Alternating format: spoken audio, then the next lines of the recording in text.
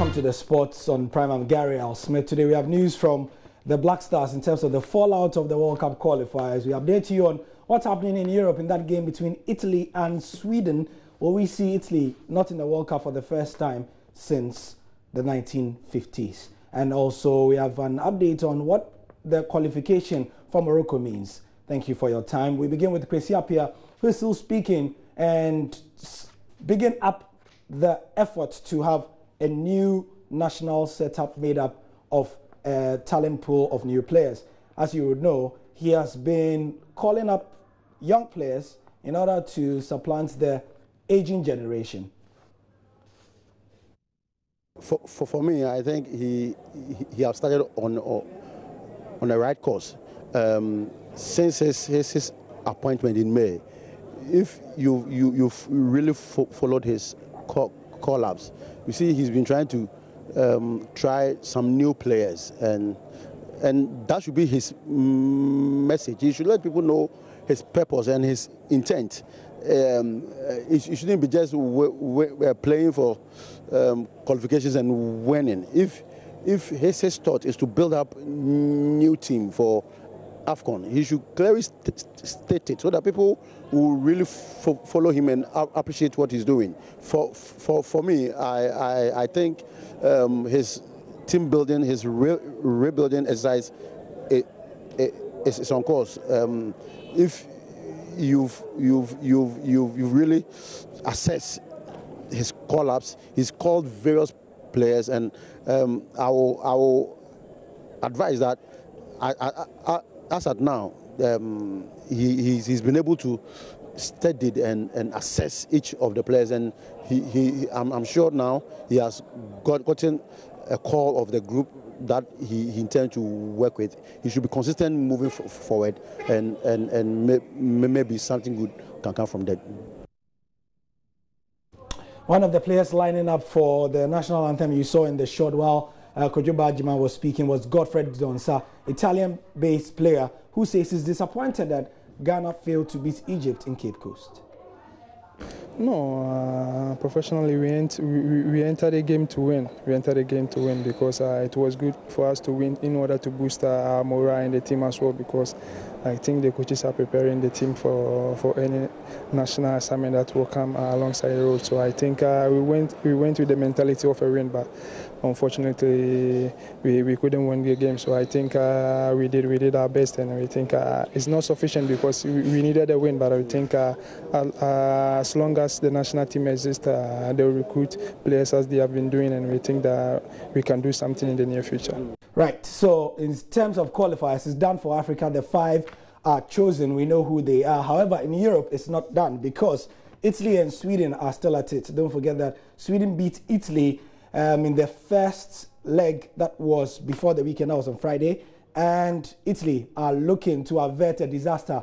If they don't win this game, it will be the first time they don't make the World Cup since 1958. They've not missed the World Cup since after being kicked out of that. And it's 0-0 at the moment. Italy, as we speak, are 45 minutes away from not making it to Russia. That would be quite a sight. So, in terms of countries that have made it, let's zero in on Africa, shall we? There are 3 North African countries. There's Egypt, there's Tunisia, and there's Morocco. There's Senegal also in the picture. There's Nigeria in the picture as well. Now, one of the subplots of the African qualifiers has been Hervé Renard. He's won the African Cup with Zambia in 2012 and then won the African Cup also with Ivory Coast. Then went to Ivory Coast and went to knock them out, this time with Morocco. But their qualifiers were not straightforward. We want to know how the qualification has been taken in this country. And on the line with us is Bilal Soufiane. He's a good friend of ours. And many thanks for joining us, Bilal. Okay. Now, congratulations to your country first for qualifying first since 1998. Yeah, thank you very much. Thank you very much. What's the feeling like among the Moroccan community, Bilal? To be honest, it's been insane. You can find online, if you go onto the internet, you go on social media, you can find all these videos of great celebrations by the Moroccan people. The team has been lauded so many times over and over in the past days.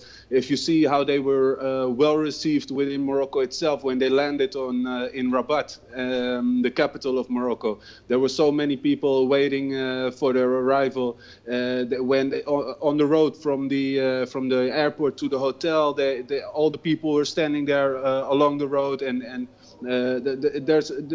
let's say that the people were very jubilant about this qualification. A key figure of this Moroccan qualification has been Hervé Renard, because to be honest, a lot of people even in Morocco did not believe this could happen. To what extent did this man become important? Over 10, what percentage would you give him in terms of why Morocco qualified for Russia? Well, to be honest, I was very skeptical about Hervé Renard. It mainly has to do with the fact that he did win the AFCON twice with Zambia and with Ivory Coast, but I found his style of play a bit too defensive for the Moroccan players, because Moroccan players are obviously very technically very gifted, and not so much gifted in a physical sense. So I was quite skeptical. You said very skeptical indeed. Thank you very much. Yeah. But go on, yeah. Bilal. But I'm very happy. But I'm very happy with the end result. The end result is important because, I mean, by the third game, I'm sure you and many Moroccans were thinking, yeah, there we go again. It's going to be another dud qualifier, because there were 3 draws and all were goalless. How do you think Morocco were able to qualify? Was it that Morocco were that good, or Ivory Coast and Gabon were that bad in the group? Well, I think Morocco, they did it themselves. Like I said, Hervé Renard was usually, he's a coach that plays more a defensive style of play. He started with the Moroccans playing in a 5-3-2 formation, so 5 defenders, 3 midfielders, 2 attackers.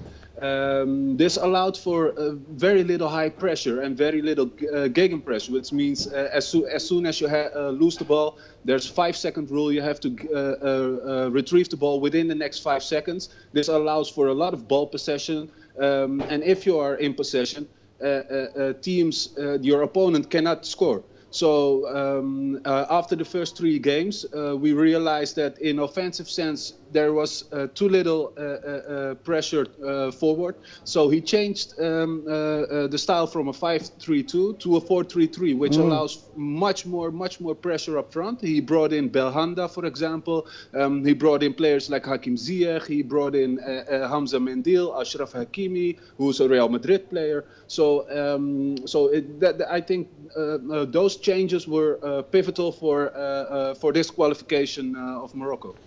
Right. So finally, in the final reckoning, what needs to be done very quickly, Bilal, between now and the World Cup to strengthen this Moroccan side?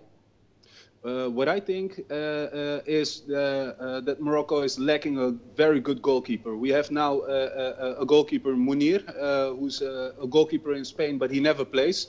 But we need a very good goalkeeper, because in the past years, we've always had very weak goalkeepers, and this always worked against us. So I think we need a good goalkeeper, and I think we need a striker that's definitely going to score goals for you, because now we have Boutaïb up front. He's a good target man, but we need someone who scores goals. And I think if Morocco can solve those 2 points, we're going to be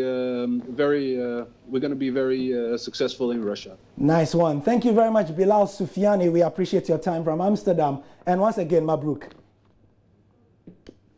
So that's the Moroccan perspective, and you can be sure here on the Joy News channel we'll be giving you more perspective from the countries that have qualified, now that we know who they are, from now until June, when the World Cup kicks off in Russia. That's